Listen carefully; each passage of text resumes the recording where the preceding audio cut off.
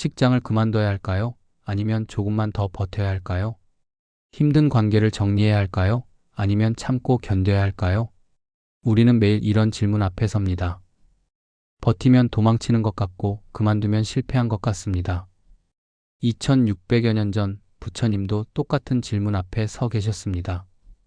6년간 뼈만 앙상하게 남을 정도로 고행을 하셨지만 깨달음은 오지 않았습니다. 그러다 강을 지나가는 배에서 들려온 악사의 말씀을 듣게 됩니다. 악기 줄이 너무 팽팽하면 끊어지고 너무 느슨하면 소리가 나지 않는다는 이야기였습니다. 그 순간 부처님은 중도를 깨달으셨습니다. 오늘은 불교의 중도 사상이 제시하는 8가지 기준을 통해 언제 버티고 언제 내려놓아야 하는지 그 지혜를 살펴보겠습니다. 우리가 어떤 상황을 그만두고 싶을 때 마음속에서 일어나는 감정의 질을 살펴봐야 합니다. 회피에서 나오는 그만둠과 명료함에서 나오는 그만둠은 완전히 다른 성질을 가지고 있기 때문입니다. 회피에서 나오는 그만둠은 어떤 모습일까요? 너무 싫습니다. 너무 힘듭니다. 생각하기도 싫습니다. 이런 감정들이 폭발적으로 일어납니다. 마음이 뜨겁고 산란합니다. 그 상황을 떠올리기만 해도 가슴이 답답하고 숨이 막힙니다. 이럴 때는 판단력이 흐려진 상태입니다. 감정의 폭풍우가 몰아치는 한가운데에서 내린 결정은 대부분 후회로 이어집니다. 반면 명료함에서 나오는 그만둠은 어떤 모습일까요? 이 구조에서는 더 이상 배움이 일어나지 않는다는 것을 또렷하게 압니다. 이 관계에서는 더 이상 성장이 일어나지 않는다는 것을 고요하게 인식합니다. 감정의 폭발이 가라앉았습니다. 마음이 평온합니다. 판단이 명확합니다. 이것은 감정이 식어서가 아니라 오히려 상황을 있는 그대로 볼 수 있는 깨어있음이 생겼기 때문입니다. 불교에서 말하는 중도는 바로 이런 깨어있음의 상태입니다. 부처님께서 6년간의 고행을 그만두신 것은 고행이 싫어서가 아니었습니다. 고행이 힘들어서가 아니었습니다. 고행으로는 깨달음에 이를 수 없다는 명료한 통찰이 있었기 때문입니다. 만약 감정적 회피였다면 다시 쾌락으로 돌아갔을 것입니다. 하지만 부처님은 고행도 쾌락도 아닌 제3의 길, 중도를 발견하셨습니다. 우리도 마찬가지입니다. 직장을 그만두려 할 때 그것이 상사가 믿고 동료가 싫어서라면 회피입니다. 하지만 이 조직의 구조상 내가 추구하는 가치를 실현할 수 없다는 것을 명확히 안다면 그것은 명료함입니다. 관계를 정리하려 할 때 상대방이 미워서 도망치고 싶다면 회피입니다. 하지만 이 관계의 패턴이 서로를 성장시키지 못하고 반복적으로 상처만 준다는 것을 고요하게 인식한다면 그것은 명료함입니다. 그렇다면 어떻게 구분할 수 있을까요?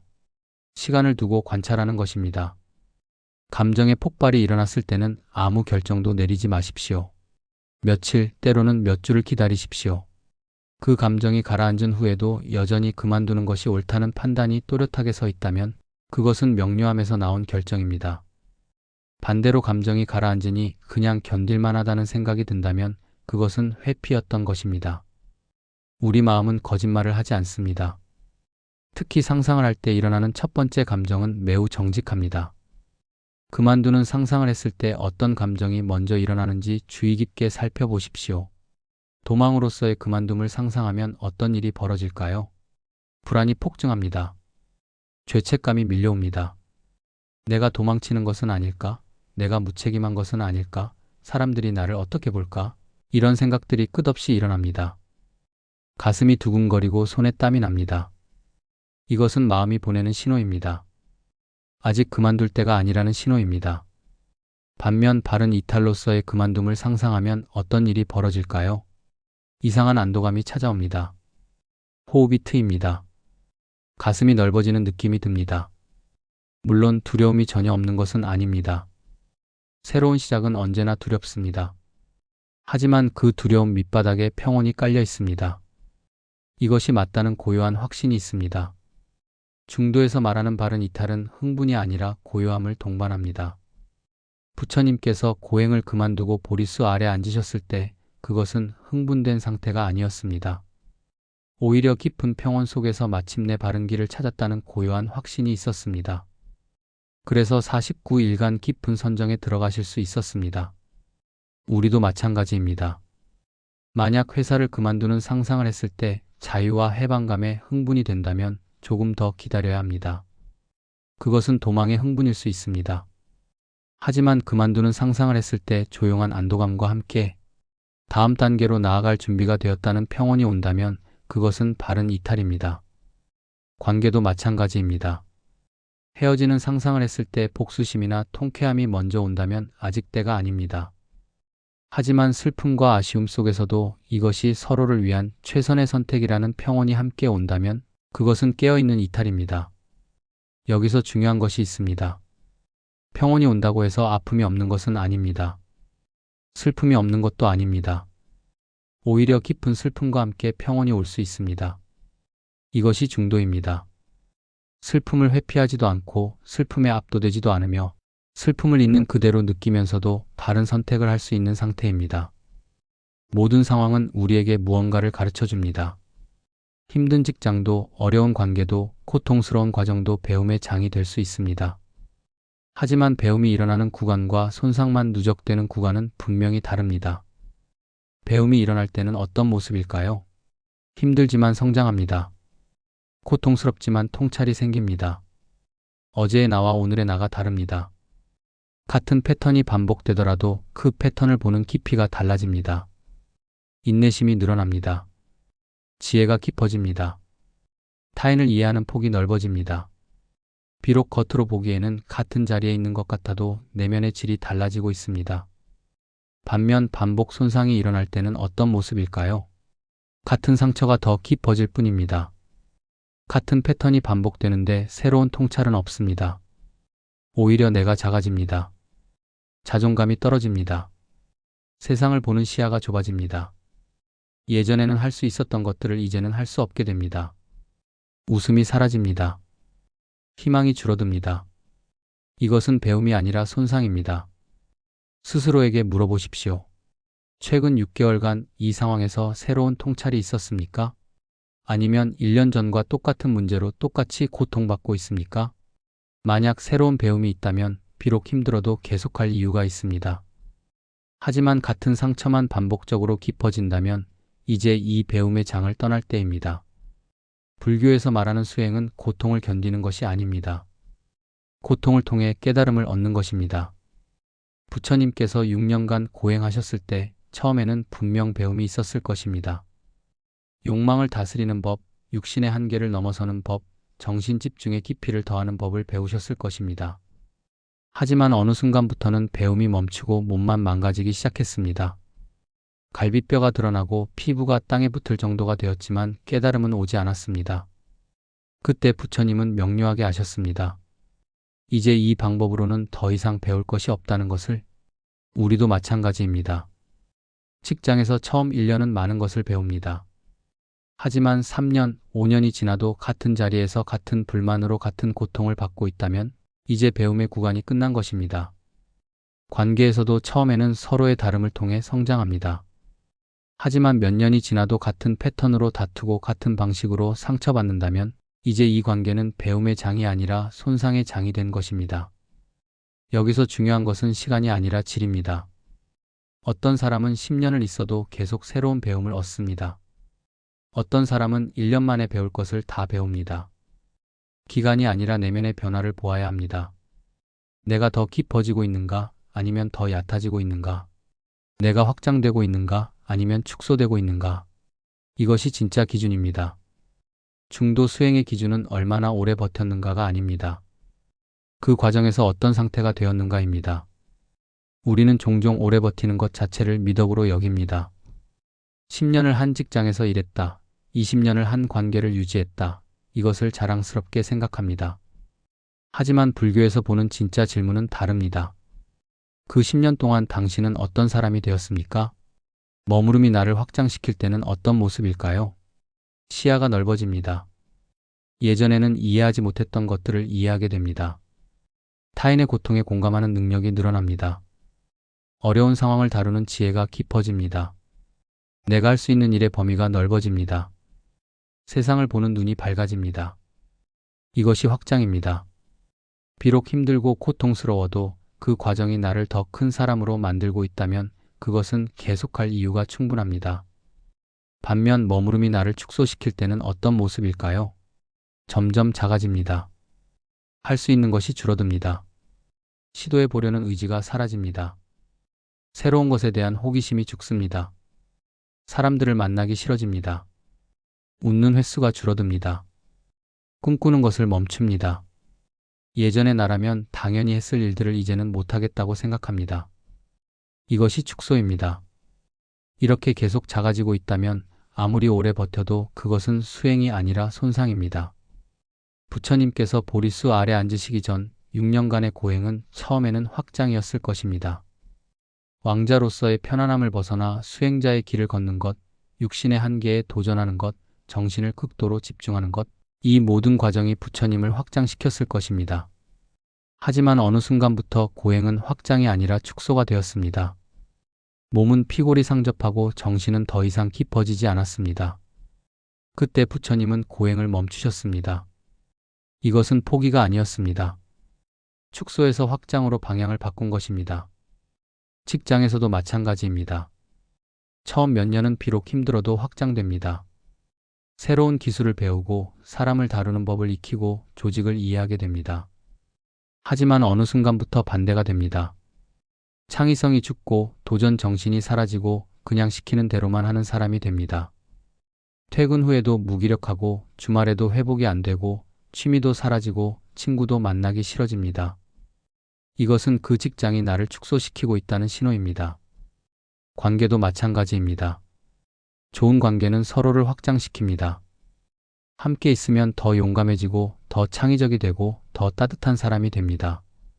하지만 나쁜 관계는 서로를 축소시킵니다. 함께 있으면 더 소심해지고 더 의심이 많아지고 더 냉소적이 됩니다. 만약 1년 전의 나와 지금의 나를 비교했을 때 내가 더 작아졌다면 그 관계는 이제 끝낼 때입니다. 중요한 것은 외부의 기준이 아니라 내면의 변화입니다. 다른 사람이 보기에 좋은 직장이어도 나를 축소시킨다면 떠나야 합니다. 다른 사람이 보기에 좋은 사람이어도 나를 작게 만든다면 헤어져야 합니다. 반대로 다른 사람이 보기에 힘든 상황이어도 나를 확장시킨다면 계속할 이유가 있습니다. 우리는 참는 것을 미덕으로 배웠습니다. 내가 좀 참으면 된다. 내가 조금만 양보하면 된다. 이렇게 생각하도록 교육받았습니다. 특히 우리 문화에서 참을 인자 3번이면 살인도 면한다는 말까지 있습니다. 하지만 불교의 중도에서 보는 참음은 다릅니다. 참음에는 2가지 종류가 있습니다. 하나는 지혜로운 참음입니다. 다른 하나는 나를 지우는 참음입니다. 지혜로운 참음은 상황을 있는 그대로 보면서 지금은 참는 것이 최선이라는 명료한 판단 아래 선택하는 것입니다. 이런 참음은 나를 성장시킵니다. 인내심을 키우고 타인을 이해하는 폭을 넓히고 상황을 다루는 지혜를 깊게 합니다. 하지만 나를 지우는 참음은 다릅니다. 내 감정을 무시하고 내 필요를 억누르고 내 존재를 작게 만드는 참음입니다. 예전에는 내가 좀 참으면 되지라고 생각했습니다. 하지만 어느 순간 이런 생각으로 바뀝니다. 이건 나를 지우는 일이다. 이것이 바로 전환점입니다. 이 전환이 일어났다면 이미 수행의 방향이 바뀐 것입니다.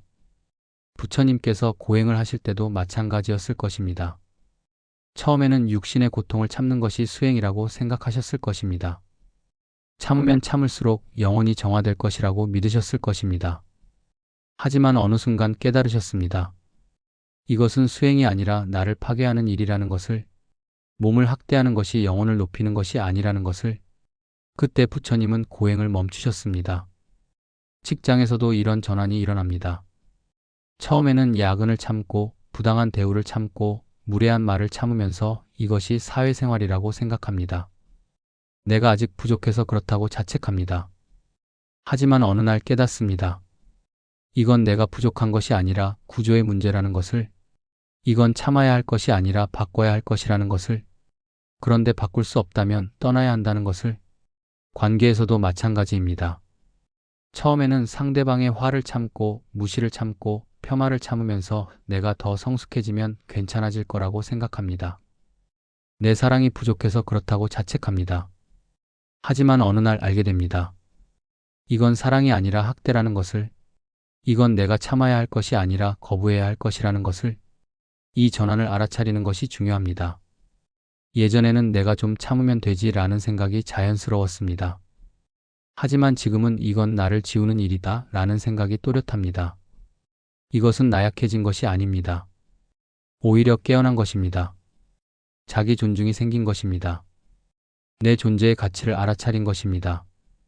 중도는 나를 학대하는 것도 아니고 타인을 학대하는 것도 아닙니다. 나와 타인 모두를 존중하는 길입니다. 만약 참음이 나를 지우는 일이라면 그것은 중도가 아닙니다. 이제 그만 참고 떠날 때입니다. 중도적 그만둠과 도망의 가장 큰 차이는 바로 책임입니다. 도망은 책임을 회피하는 것입니다. 중도적 이탈은 책임을 온전히 지는 것입니다. 책임을 진다는 것은 무엇일까요? 첫째, 남 탓으로 떠나지 않는 것입니다. 상사가 나빠서, 동료가 못나서, 회사가 문제가 있어서 그만둔다고 말하지 않습니다. 대신 이렇게 말합니다. 이 조직과 나의 방향이 달라서 떠납니다. 내가 추구하는 가치를 이곳에서는 실현할 수 없어서 떠납니다. 이것은 누구의 잘못도 아닙니다. 다만 맞지 않을 뿐입니다. 둘째, 피해자 서사에 머물지 않는 것입니다. 떠난 후에도 계속 그 상황에 대해 불평하고 얼마나 힘들었는지 반복해서 이야기하고 나는 피해자라는 정체성을 붙잡지 않습니다. 물론 힘들었던 것은 사실입니다. 상처받은 것도 사실입니다. 하지만 그것을 정체성으로 만들지 않습니다. 그 경험을 통해 배운 것을 가지고 앞으로 나아갑니다. 셋째, 떠난 선택의 결과를 내 몫으로 감당하는 것입니다. 그만둔 후에 경제적으로 어려워질 수 있습니다. 새로운 시작이 쉽지 않을 수 있습니다. 주변 사람들이 이해하지 못할 수 있습니다. 이 모든 것을 내가 선택한 결과로 받아들입니다. 후회하거나 원망하지 않습니다. 부처님께서 고행을 그만두셨을 때도 마찬가지였습니다. 함께 고행하던 5 수행자들이 부처님을 비난하며 떠났습니다. 저 사람은 타락했다. 고행을 포기한 나약한 사람이라고 손가락질했습니다. 부처님은 그들을 원망하지 않으셨습니다. 오히려 깨달음을 얻으신 후 가장 먼저 그들을 찾아가 법을 전하셨습니다. 이것이 책임을 지는 모습입니다. 책임을 질 각오가 섰다는 것은 무엇을 의미할까요? 그것은 이 선택이 온전히 내 것이라는 것을 인정하는 것입니다. 누가 시켜서도 아니고 어쩔 수 없어서도 아니고 내가 주체적으로 선택한 것임을 받아들이는 것입니다. 이런 각오가 서지 않았다면 아직 떠날 때가 아닙니다. 여전히 마음 한구석에 누군가 나를 구해주기를 바라는 마음이 있다면, 여전히 상황이 바뀌기를 기다리는 마음이 있다면 그것은 도망입니다. 하지만 이렇게 말할 수 있다면 준비가 된 것입니다. 내가 떠나는 것입니다. 내가 이 선택을 합니다. 그 결과도 내가 책임집니다. 이것은 자각적 선택입니다. 이것이 중도입니다. 우리 몸은 마음보다 먼저 압니다. 머리로는 괜찮다고 생각하는데 몸은 이미 신호를 보내고 있습니다. 아침에 일어나기 힘듭니다. 출근길에 가슴이 답답합니다. 특정한 사람을 만나기 전에 배가 아픕니다. 주말에도 피로가 풀리지 않습니다. 잠을 자도 잔 것 같지 않습니다. 두통이 계속됩니다. 소화가 안 됩니다. 이 모든 것이 몸이 보내는 경고입니다. 하지만 우리는 이런 신호를 무시하도록 배웠습니다. 그것을 마음이 약해서라고 해석합니다. 의지가 부족해서라고 자책합니다. 그래서 더 악착같이 버팁니다. 커피를 더 마시고 진통제를 먹고 억지로 버팁니다. 이것을 우리는 강한 정신력이라고 부릅니다. 하지만 불교의 중도에서 보면 이것은 강함이 아니라 폭력입니다. 자기 자신에게 가하는 폭력입니다. 중도에서 몸은 지혜의 최전선입니다. 몸을 무시하는 수행은 없습니다. 부처님께서 고행을 하시다가 몸이 극도로 쇠약해졌을 때 그것은 단순히 배가 고픈 것이 아니었습니다. 몸 전체가 이것은 잘못된 길이라고 비명을 지르고 있었습니다. 처음에 부처님도 이것을 의지로 극복하려 하셨습니다. 더 참고, 더 견디고, 더 버티려 하셨습니다. 하지만 어느 순간 깨달으셨습니다. 이것은 의지의 문제가 아니라는 것을, 몸이 보내는 신호를 존중해야 한다는 것을. 그래서 부처님은 수자타가 바친 우유죽을 드셨습니다. 몸을 회복하셨습니다. 그리고 그 회복된 몸으로 보리수 아래 앉아 깨달음을 얻으셨습니다. 만약 부처님께서 계속 몸의 신호를 무시하고 의지로만 버티셨다면 아마도 죽음에 이르렀을 것입니다. 깨달음은 없었을 것입니다. 우리도 마찬가지입니다. 몸이 보내는 신호를 마음이 약해서라고 해석하는 순간 우리는 중요한 정보를 놓칩니다. 몸은 우리보다 정직합니다. 머리는 거짓말을 할 수 있지만 몸은 거짓말을 하지 못합니다. 출근길에 속이 메스껍다면 그것은 나약함이 아니라 방향 경고입니다. 특정 사람을 만날 때마다 두통이 생긴다면 그것은 의지 부족이 아니라 관계 경고입니다. 중요한 전환은 이것입니다. 몸의 신호를 의지로 덮으려 하지 않고 그 신호를 경청하기 시작할 때입니다. 아, 내 몸이 이것은 안 된다고 말하고 있구나. 내 몸이 이제 그만하라고 신호를 보내고 있구나. 이렇게 인정하는 순간 변화가 시작됩니다. 물론 모든 불편함을 피해야 한다는 뜻은 아닙니다. 성장에는 불편함이 따릅니다. 새로운 것을 배울 때는 몸도 긴장합니다. 하지만 성장의 긴장과 손상의 긴장은 질이 다릅니다. 성장의 긴장은 날카롭지만 생생합니다. 힘들지만 살아있는 느낌입니다. 반면 손상의 긴장은 무겁고 탁합니다. 죽어가는 느낌입니다. 이 차이를 몸은 정확히 압니다. 그러니 이제 몸에게 물어보십시오. 이 긴장은 성장의 긴장입니까? 손상의 긴장입니까? 이 피로는 배움의 피로입니까? 파괴의 피로입니까? 몸은 정직하게 대답할 것입니다. 그 대답을 더 이상 의지로 덮지 마십시오. 그것이 중도입니다. 도망으로서의 그만둠과 중도적 이탈의 결정적 차이가 여기 있습니다. 도망은 끝입니다. 중도적 이탈은 시작입니다. 그만두면 끝이라는 감각이 있습니까? 앞이 막막합니다.